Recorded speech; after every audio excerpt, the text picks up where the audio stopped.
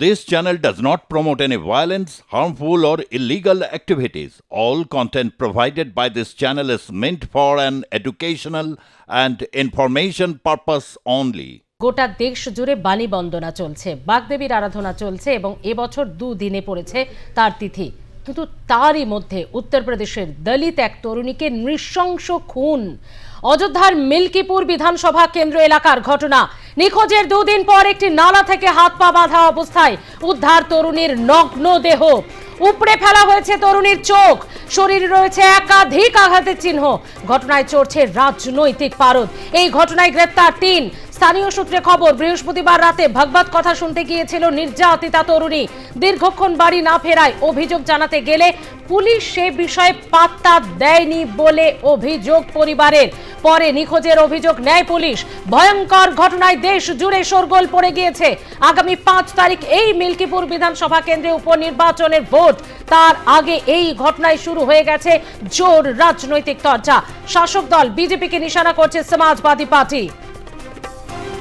উত্তর প্রদেশে হাথরাস উন্নাওয়ের পর ফের আরো একবার নৃশংস হত্যা।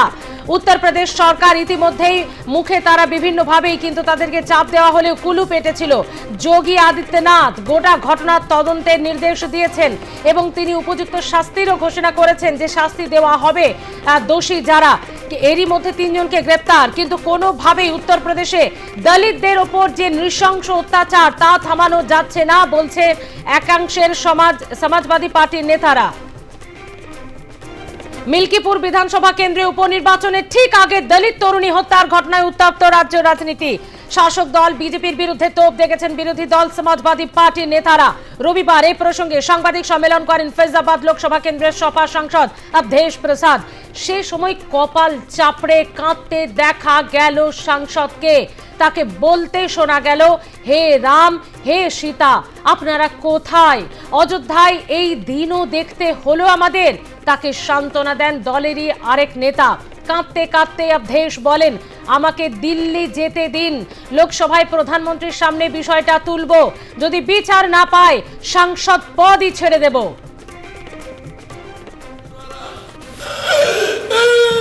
सबने सामने करवा रही। जिसे भी हमने या तो देखा था जब गौशालाओं में हमारी गायें पानी बगैर, खाना बगैर, दवाई बगैर, उपचार बगैर मरती हैं, तो मैंने बैसिंग में जाकर देखा था जो हमारे संसदीय क्षेत्र में है, गायों को दफनाते हुए जीसीबी के द्वारा।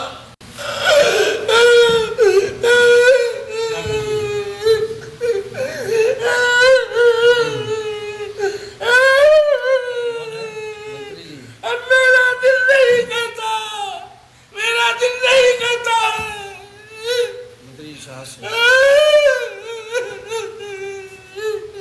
इतना बहुत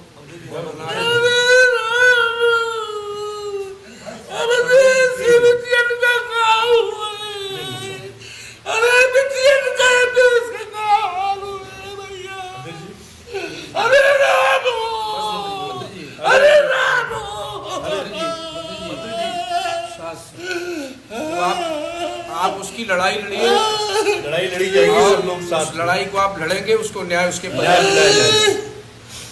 हमें जाने दो दिल्ली लोकसभा में जाने दो। मोदी के सामने हम बात रखेंगे, न्याय न मिला तो हम इस्तीफा दे देंगे, लोकसभा से हम इस्तीफा दे देंगे। हम बचाने में, हम बेटी की इज्जत बचाने में नाकामयाब हो रहे हैं। इतिहास क्या कहेगा? मारामारी में इतिहास सैकड़ों साल बाद क्या कहेगा? अरे तुम ये पीते, आप बहुत लड़ाई लड़े हैं मंत्री। कैसे बिटिया के साथ ये हो गया? रामो, आपने कितने लोगों को न्याय दिलाया? बहुतों को आपने न्याय दिलाया है, फिर न्याय मिलेगा। आपने बड़े से बड़े मामले दिलाया, लेकिन ये तो इतिहास का सबसे बड़ा मुद्दा हो गया, सबसे बड़ी घटना है, बहुत बड़ी घटना। मर्यादा पुरुषोत्तम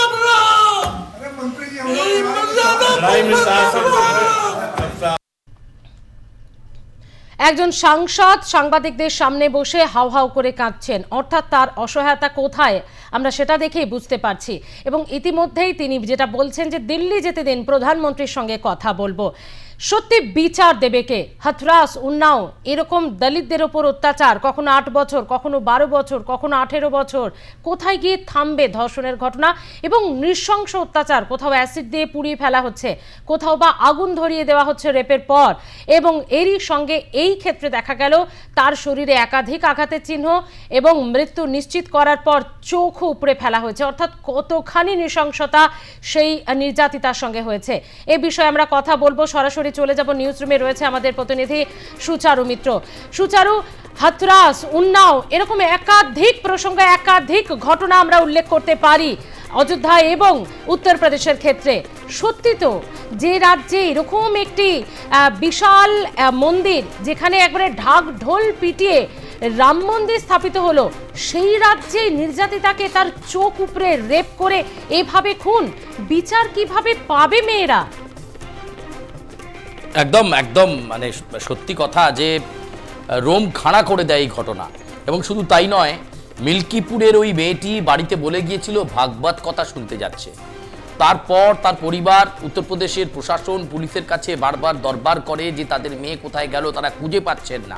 এবং তারপর যেটা ঘটলো সেটা সকলের জানা, যে নালা থেকে একেবারে নগ্ন অবস্থায় তার দেহ উদ্ধার। এবং গোটা এই ঘটনায় উত্তরপ্রদেশের মিল্কিপুর অযোধ্যা থেকে খুব কাছের একটি জায়গা, মানে ফৈজাবাদ হয়ে অযোধ্যা বাইপাস হয়ে অযোধ্যায় ঢুকতে হয়, ঠিক তার আগের একটি বিধানসভা কেন্দ্র, সেটা হচ্ছে মিল্কিপুর।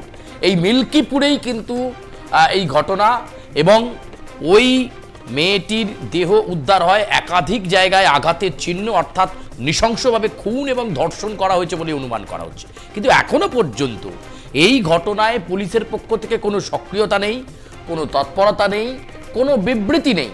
উত্তরপ্রদেশের এই ঘটনা নতুন নয়, এর আগে হাথরাসের ঘটনা নিশ্চয়ই তোমার মনে থাকবে স্মৃতি, দর্শকদেরও মনে রয়েছে, উন্নায়ের ঘটনা মনে রয়েছে, এবার সেই তালিকায় মিল্কিপুর ঢুকে গেল। দেখো, মন্দির নগরী বলা হয় উত্তরপ্রদেশের বিভিন্ন অংশকে, বিশেষ করে অযোধ্যায় রাম মন্দির প্রতিষ্ঠার পর এই বিষয়টা আরও সামনে রয়েছে। কিন্তু আশ্চর্যের বিষয়, একটা ছোট্ট ফুলের মতো মেয়ে, তার নিরাপত্তার বিষয়টা মানে কেউ দেখলই না। একটা মেয়ে বাড়ি থেকে বলে গেল সে ভাগবত কথা শুনতে যাচ্ছে, তাহলে সে রাস্তায় সেফ নয়। এবং তার উপর বর্বরচিত আক্রমণ হলো, খুন করা হলো, রেপ করা হলো, নালায় ফেলে দেওয়া হলো, বাড়ির লোক উদ্বেগে রয়েছেন। এখনো পর্যন্ত পুলিশের পক্ষ থেকে কোনো তৎপরতা নেই। অথচ যে চিহ্ন বা যে ছবি দেখা যাচ্ছে, সত্যি মানে ভাববার বিষয় যে উত্তরপ্রদেশে যোগী আদিত্যনাথের ভূমিকা নিয়ে প্রশ্ন উঠছে। এমনিতেই কুম্ভমেলায় পদপৃষ্ঠের ঘটনাতে সেই দায় যোগীর ওপর গিয়ে পড়েছে, তার উপরে এটা একটা বিরাট ফেস লস। এবং সেখানে একটি দলিত মেয়ের এভাবে মৃত্যুর ঘটনা, এবং শুধু মৃত্যু নয়, তাকে নৃশংসভাবে খুন করা হয়েছে, শরীরের অনেক জায়গায় আঘাতের চিহ্ন পাওয়া গেছে। কিন্তু এখনো পর্যন্ত এই ঘটনায় কোনো বিবৃতি প্রদান নেই সরকারের তরফে কারোর বা প্রশাসনের তরফে কারোর। শুধু এখানেই শেষ নয়, হাথরাস উন্নয়নের ক্ষেত্রেও কি সুবিচার পেয়েছিল তারা? একেবারেই সুবিচার এখনো পর্যন্ত আসেনি। তাই সমাজবাদী পার্টির এই বর্ষিয়ান সাংসদকে দেখা গেল সাংবাদিক বৈঠক করতে গিয়ে সে বলল যে বাঁচাতে পারলাম না, এবং ভেঙে পড়লেন কান্নায়, তার লজ্জা করছে এবং বিষয়টা সংসদে যাক। আমরা জানি যে বাজেট অধিবেশন শুরু হয়েছে, 24 ঘন্টা কেটেছে, নির্মলা সীতারামন বাজেট পেশ করেছেন, এখন বিভিন্ন বিষয় নিয়ে আলোচনা হবে। কিন্তু এই সংসদের এবারের এই অধিবেশনের মধ্যে কিন্তু এই বিষয়টা অবশ্যই ঢুকে পড়বে, এবং তখন সমাজবাদী পার্টির এই সাংসদ সরাসরি মোদির সামনে প্রশ্ন করবেন, এ কথা তিনি বললেন। এবং তারপরে লাস্টে যে লাইনটা তিনি বললেন যে রামো রামো, হে ঠাকুর ঠোক রক্ষা করো। অর্থাৎ বোঝা যাচ্ছে যে উত্তরপ্রদেশে ঠিক কী চলছে, এবং সেখানে নারীরা নিরাপত্তায় একেবারেই নেই, তাদের নিরাপত্তাহীনতা 100% রয়েছে। এটা এই ঘটনা তার আবার একটা প্রমাণ দিল। অযোধ্যাতেও এই ঘটনা আগে ঘটেছে, কিছু মাস আগেও এই ঘটনা ঘটেছে, আবার ঘটলো। হাথরাস উন্নাও যদি বাদ দেওয়া যায়, একটা অত্যন্ত গুরুত্বপূর্ণ জায়গা, সেখানে এই ধরনের ঘটনা। একটি মেয়ে বাড়ি থেকে ভাগবত কথা শুনতে যাচ্ছে, একটা ধর্মীয় অনুষ্ঠানে সে গেল, তারপর সে ফিরছে না, সেটা জেনে উদ্বেগ নিয়ে তার বাবা মা, তার পরিবারের সদস্যরা থানায় গেলেন। থানার অফিসাররা বলছেন এখন তারা কিছু বলতে পারছেন না।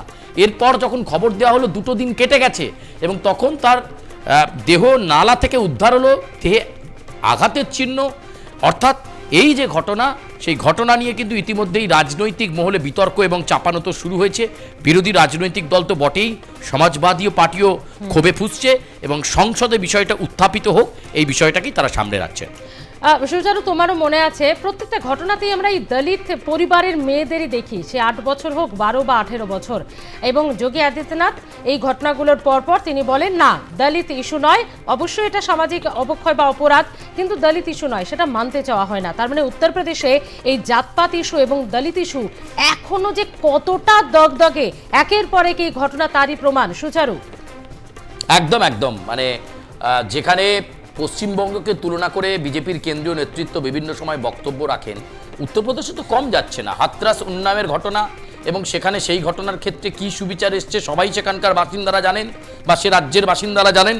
আবার এই যে ঘটনা ঘটলো সেটা নিয়েও কিন্তু এখনো পর্যন্ত কোনো বিবৃতি নেই, কাউকে ধরা যায়নি এখনো পর্যন্ত।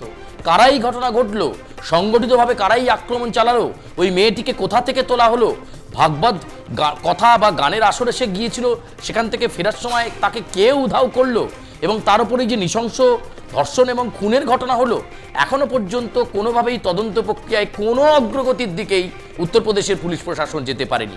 নিঃসন্দেহে এটা যোগী সরকারের একটা ব্যর্থতা এবং বিরোধীরা সেই চাপই তৈরি করছেন তার উপর। সমাজবাদী পার্টির বর্ষিয়ান সাংসদ তিনি কেঁদে ফেললেন ঘটনার কথা বলতে গিয়ে, এবং তিনি বললেন সংসদে এ বিষয়ে বিরোধীরা একাট্টা হয়ে একত্রিত হয়ে নিশ্চয়ই এই ইস্যু নিয়ে উত্তাল করা উচিত এবং দেখার আগামী দিনে এই ইস্যু সংসদে ঢুকে পড়ে কিনা। এই যে সাংসদের এভাবে অঝোর ধারায় কান্না, হাউ হাউ করে কাঁদছেন, তার মানে আমাদের গণতান্ত্রিক পরিকাঠামো কতটা যে ব্যর্থ।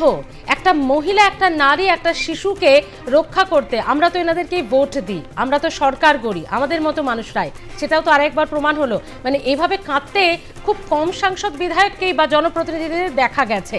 তোমারও হয়তো মনে নেই মানে এরকমভাবে কেউ কেঁদেছেন কিনা। এটা শুধু কান্না না, এটা গণতান্ত্রিক পরিকাঠামোর ব্যর্থতা বলে মনে করছি। সুচারু, একেবারেই উত্তরপ্রদেশে যেটা হয়েছে সেটা গণতান্ত্রিক পরিকাঠামোর ব্যর্থতাই, এবং অতীত ঘাটলে খুব কম দেখা যায় এরকমভাবে একজন সাংসদ কতটা সংবেদনশীল হয়ে পড়েছেন। সেই ঘটনাটা তাকে নাড়া দিয়ে গেছে যে তার এক মেয়ের মতো একজন যাকে সে বাঁচাতে পারল না, এবং সে লাস্টে কেঁদে ফেলে বলছে রাম রাম হে ঠাকুর কি হচ্ছে। অর্থাৎ মানে যে অধর্ম উত্তরপ্রদেশে চলছে, সেই হাতরাস থেকে শুরু হয়েছে, উন্নাও হয়ে অযোধ্যা এর আগেও হয়েছে, আবার একটা এই ঘটনা মিল্কিপুরের। ফলে নিঃসন্দেহে গণতান্ত্রিক যে পরিকাঠামো উত্তরপ্রদেশে রয়েছে তা নিয়ে প্রশ্ন উঠছে, আইন শৃঙ্খলা নিয়ে প্রশ্ন উঠছে, পুলিশ প্রশাসনের ভূমিকা নিয়ে প্রশ্ন উঠছে, এবং সর্বোপরি সে দেশের মুখ্যমন্ত্রী যিনি নাকি, যাকে সবাই উদাহরণ তুলে ধরে বলে যে যোগীর মতো সরকার চালাতে হবে, যোগীর মতো রাজ্য চালাতে হবে, তার রাজ্যে কি ঘটনা ঘটে চলেছে এর দায় কে নেবে, এবং যোগী আদিত্যনাথ এক্ষেত্রে ঠিক কি বলেন তার দিকে তাকিয়ে থাকতে হবে। একদম, মানে এখানেও কোনো রাজনীতি হোক এটা আমরা কেউই চাইবো না, বলে সেটা খুব লজ্জার হবে যে সেখানে সপা ক্ষমতায় রয়েছে বলে ঠিকভাবে তদন্ত হলো না, বা দলিত ইস্যু, এটা হলে লজ্জার হবে। এবং সুচারু, খুব দুঃখের বিষয়, এই বাণী বন্দনায় যখন গোটা রাজ্য গোটা দেশ উৎসবে রয়েছে, তখনই একটি পরিবারের, এক দলিত পরিবারের এরকম এক শিশুকে, এক কিশোরীকে এইভাবে নৃশংস অত্যাচারিত হয়ে প্রাণ দিতে হলো। মানে এই লজ্জা যে আমরা কোথায় রাখবো, এ ব্যর্থতা কোথায় রাখবো দিনের পর দিন, বোধহয় আমরা সেটা এখনো বুঝে উঠতে পারছি না। আপাতত ধন্যবাদ সুচারু তোমাকে। তবে আপনারা কি ভাবছেন যে এখানেই শেষ? না, এখানেই শেষ নয়, উত্তরপ্রদেশের ঘটনাতেই শেষ নয়, আরও ঘটনা, আরও ধর্ষণের মতো ঘটনা ঘটেই চলেছে। এবং যেভাবে সাংসদ হাউ হাউ করে কাঁদছেন, তাতে গণতান্ত্রিক প্রশাসনিক পরিকাঠামো যে একেবারে ভেঙে পড়েছে তারই উদাহরণ বলে এটা মনে করছেন অনেকেই। हमें जाने दो दिल्ली, लोकसभा में जाने दो, मोदी के सामने हम बात रखेंगे, न्याय न मिले।